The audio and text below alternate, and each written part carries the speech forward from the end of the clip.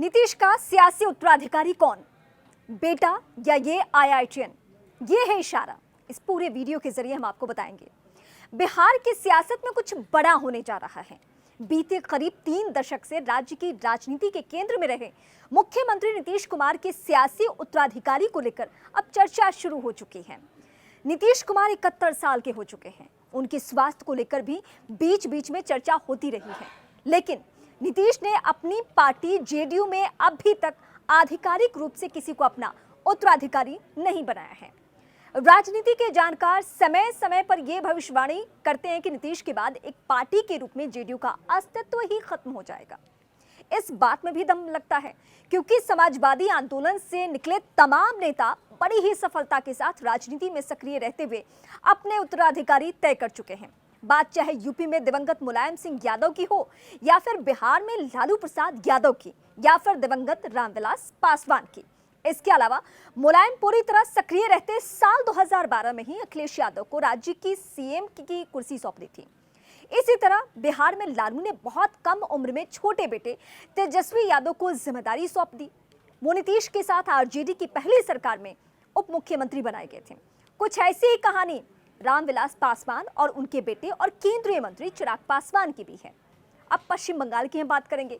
पश्चिम बंगाल में ममता बनर्जी ने भी अपने भतीजे अभिषेक बनर्जी को अपना उत्तराधिकारी बना दिया है।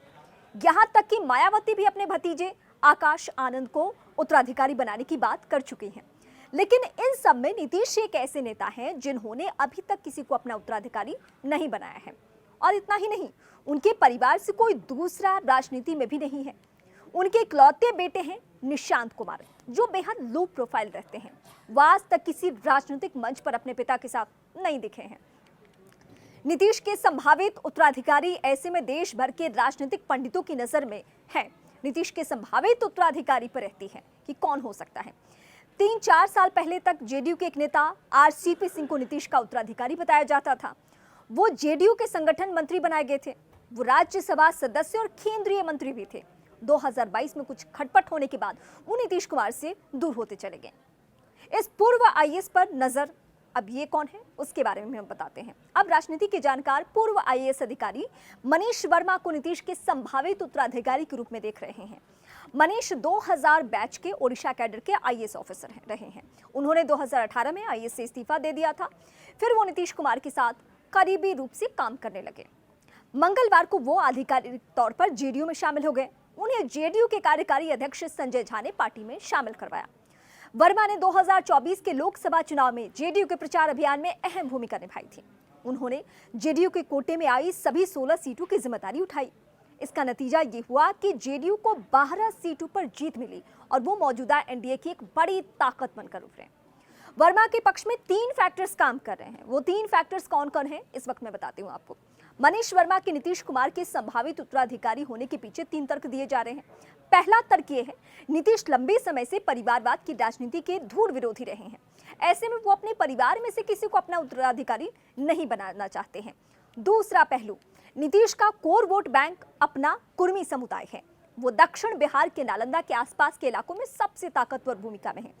मनीष वर्मा भी इसी जाति वर्ग से आते हैं। और तीसरा पॉइंट क्या है, नालंदा कनेक्शन। नालंदा नीतीश कुमार का क्षेत्र है। मनीष वर्मा का भी नालंदा कनेक्शन है। हालांकि उनका परिवार मूल रूप से पड़ोसी जिले गया के नीमचक बथानी से है, लेकिन उनका परिवार बिहार शरीफ में रहता है। मनीष वर्मा के पिता डॉक्टर अशोक वर्मा बिहार शरीफ के एक नामी गिरामी डॉक्टर हैं।